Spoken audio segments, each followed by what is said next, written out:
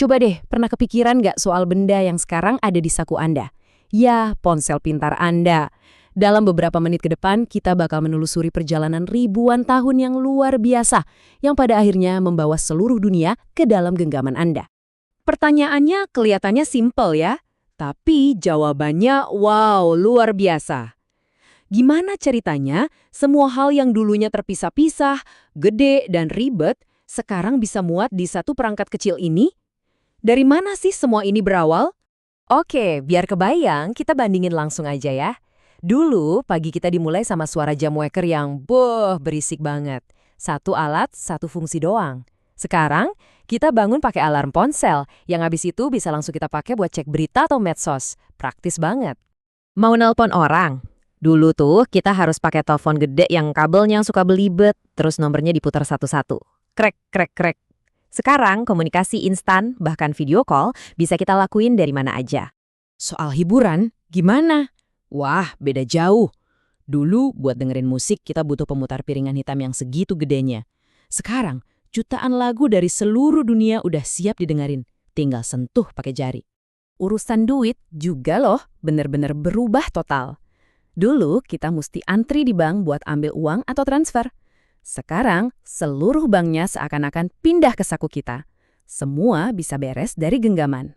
Nah, buat ngejawab semua itu, perjalanan kita bakal unik nih. Kita mulai dari keajaiban yang ada di saku Anda sekarang.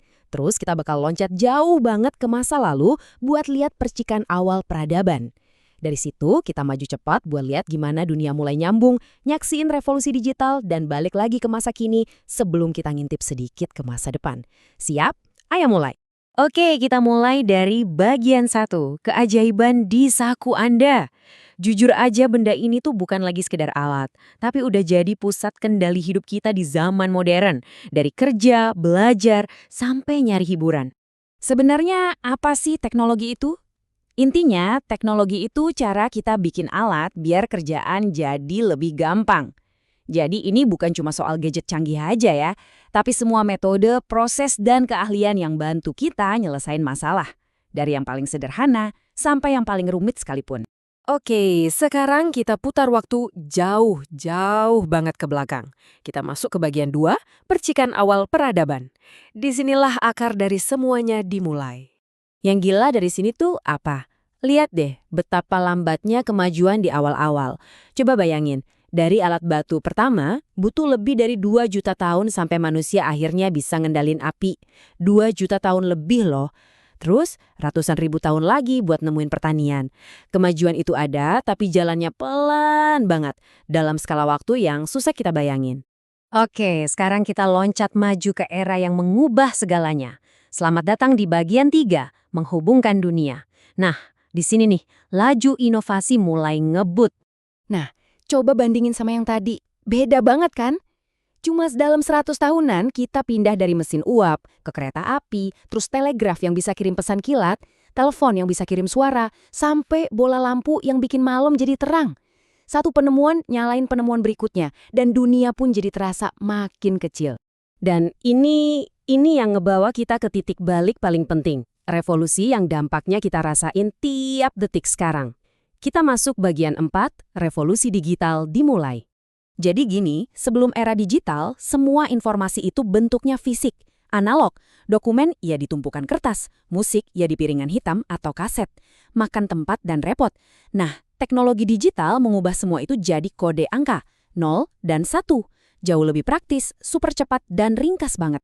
Kita kan sering banget ya dengar istilah ini, 1 terabyte. Udah biasa lah ya di hard drive atau bahkan ponsel kita. Tapi segede apa sih itu sebenarnya? Pernah kebayang nggak? Coba deh bayangin, kalau data 1 terabyte itu kita cetak di kertas, tumpukannya bakal setinggi Gunung Everest, terus dikali 3. Gila kan? Itu dia lompatan kemampuan kita dalam menyimpan informasi. Dari tumpukan kertas jadi chip sekecil kuku. Tentu ini semua nggak kejadian tiba-tiba. Ada 3 pemicu utamanya. Pertama, komputer pertama yang gedenya seruangan. Terus dia berevolusi jadi personal computer atau PC yang bisa kita taruh di rumah. Dan akhirnya penemuan paling krusial, internet yang nyambungin semua komputer ini jadi satu jaringan raksasa di seluruh dunia. Nah, sekarang perjalanan kita balik lagi ke hari ini. Kita tiba di bagian 5, dunia dalam genggaman. Disinilah semua benang merah sejarah yang kita ikutin tadi akhirnya bertemu. Ponsel pintar itu dia adalah puncak dari semuanya. Titik pertemuan. Dia gabungin teknologi ngobrol dari telepon, kekuatan ngitung dari komputer, akses informasi tanpa batas dari internet, dan kemampuan visual dari kamera dan televisi. Semua inovasi ratusan tahun terakhir kumpul jadi satu di telapak tangan kita.